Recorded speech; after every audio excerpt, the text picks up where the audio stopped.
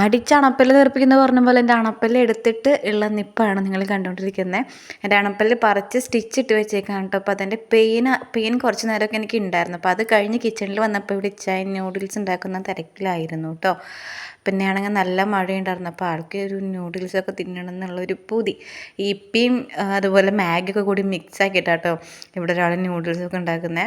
ഇതിൻ്റെ ഭാഗം ഞാൻ കൊണ്ട് കളയാണ് ചെയ്തത്. എനിക്കാണെങ്കിൽ ഇഞ്ചക്ഷൻ തരിപ്പിച്ചിട്ട് കുറേ നേരം തരിപ്പ് നിന്നത് വിട്ട് ഇപ്പോൾ ഒടുക്കത്ത വേദന എന്ന് പറഞ്ഞു, ഒടുക്കത്ത വേദനയായിരുന്നു. പിന്നെ ഞാനൊരു പെയിൻ കില്ലറൊക്കെ കഴിച്ച് എങ്ങനെയൊക്കെയോ സെറ്റായിട്ടാണ് കേട്ടോ താഴേക്ക് വന്നത്.